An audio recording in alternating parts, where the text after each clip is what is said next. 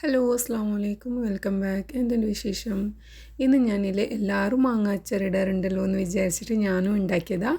ഇതെൻ്റെ വീട്ടിൽ ഉണ്ടായിട്ടുള്ള മാങ്ങയാണ്. അപ്പോൾ അതിൽ നിന്ന് ഞാനൊരു 3 കിലോ അളവിലാവുന്നത്ര ഒരു മാങ്ങ എടുത്തിട്ടുണ്ട്. എന്നിട്ട് നല്ലോണം ചെറുതായിട്ട് ക്യൂബ് കട്ടാക്കിയിട്ട് കുഞ്ഞു കുഞ്ഞു കഷ്ണങ്ങളാക്കിയിട്ട് മുറിച്ചെടുത്തിട്ടുണ്ട്. എന്നിട്ട് അതിലേക്കില്ല ഒരു 4-5 എന്തോ ക്യാരറ്റ് ഇട്ട് കൊടുത്തിട്ടുണ്ട്. അതെനിക്ക് ഇഷ്ടം, അതുകൊണ്ട് ഞാൻ ഇട്ടത്.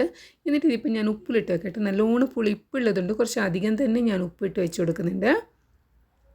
എന്നിട്ട് നല്ലോണം ഇങ്ങനെ പാത്രം ഇങ്ങനെ കുലുക്കിയിട്ട് തന്നെ ഉപ്പെല്ലാം ഇങ്ങനെ മിക്സാക്കി കൊടുത്തിട്ട് ഞാൻ മൂടി വെക്കാം കേട്ടോ. എന്നിട്ട് ഇതിലേക്ക് ഞാൻ മുളക് മിക്സ് ആക്കിയിട്ടുള്ളത് പിറ്റേ ദിവസമാണ്. ഇത് ഒരു ദിവസം മുമ്പ് തന്നെ മാങ്ങ ഉപ്പിലിട്ട് വെച്ചിട്ട് ഞാൻ ഇങ്ങനെ അടപ്പടച്ചിട്ട് വെച്ച് കൊടുത്തിട്ടുണ്ട്.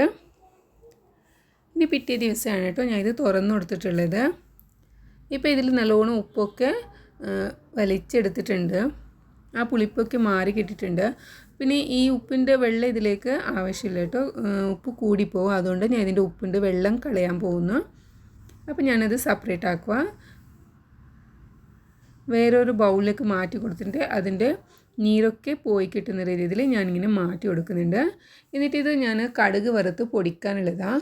ഇതിപ്പോൾ 3 കിലോ മാങ്ങയുണ്ട്. അതുകൊണ്ട് തന്നെ ഞാനിതിൽ 3 ടേബിൾ സ്പൂണ് കടുക്, ഒരു 2-2.5 ടേബിൾ സ്പൂണോളം ഉലുവാൻ ഇട്ട് കൊടുത്തിട്ടുണ്ട്. എന്നിട്ട് ഒരു 2 ടേബിൾ സ്പൂണോളം ചെറിയ ജീരകയില്ലേ അതും കൂടി ഇട്ട് കൊടുത്തിട്ടുണ്ട്. എന്നിട്ടത് നല്ലോണം വറുത്തെടുത്തിട്ട് പൊടിക്കാം.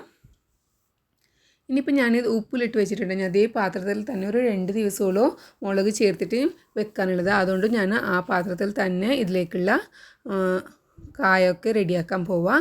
ഇനിയിപ്പോൾ ഇതിൽ ഞാൻ 2 ടേബിൾ സ്പൂണോളം കടുക് ഇട്ട് കൊടുക്കുന്നുണ്ട്. അതിനു മുമ്പ് ഞാൻ ഇതിലേക്ക് ഒരു 100 ml നല്ലെണ്ണയില്ലേ അതാണ് കേട്ടോ ഒഴിച്ച് കൊടുത്തിട്ടുള്ളത്. അത് പൊട്ടിത്തെറിക്കുമ്പോൾ ഇതിലേക്ക് ഞാൻ ഒരു 2 മീഡിയം സൈസിലുള്ള വെളുത്തുള്ളി അത് തൊലി കളഞ്ഞിട്ട് 2 മുറിച്ചെടുത്തിട്ട് ഇട്ട് കൊടുത്തിട്ടുണ്ട്. എന്നിട്ട് ഇതിലേക്ക് അധികം എരിവില്ലാത്ത മുളകായതുകൊണ്ട് തന്നെ ഞാനിതിൽ 15 ടേബിൾ സ്പൂണോളം ഞാനിതിലേക്ക് മുളക് ഇട്ട് കൊടുത്തിട്ടുണ്ട്. എന്നിട്ട് ഇതൊന്ന് മീഡിയമിൽ വെച്ചിട്ട് കൊടുത്തിട്ടുള്ളതാണ്. തീ ഓഫാക്കുക. അതിൻ്റെ പച്ചമണമൊക്കെ മാറി കിട്ടിയപ്പോൾ തന്നെ തീ ഓഫാക്കുക. തീ ഓഫാക്കിയിട്ട് ഈ മാങ്ങ ഇതിലോട്ട് ചേർത്ത് കൊടുക്കുക. എന്നിട്ട് നല്ലോണം മിക്സാക്കി കൊടുക്കുന്നുണ്ട്. മാങ്ങ ചേർത്ത പാടന്നെ ഇതിലേക്ക് ഞാനില്ലേ മിക്സിയിൽ പൊടിച്ച് വെച്ചിട്ടുള്ള പൊടി വകയില്ലേ അതൊക്കെ ഇതിലേക്ക് മിക്സാക്കാൻ പോവാം. കടുകും വെളുത്തുള്ളിയും ഉലുവാനും ഇതൊക്കെ പൊടിച്ച് വെച്ചതില്ലേ അതും കൂടി പൊടിക്കുക. എന്നിട്ട് ഇതിലേക്ക് ഞാനില്ലേ കായപ്പൊടി ഇടണം കേട്ടോ. പക്ഷേ എനിക്ക് കായപ്പൊടി കിട്ടിയിട്ടില്ല, എൻ്റെ കയ്യിൽ ഇല്ലായിരുന്നു.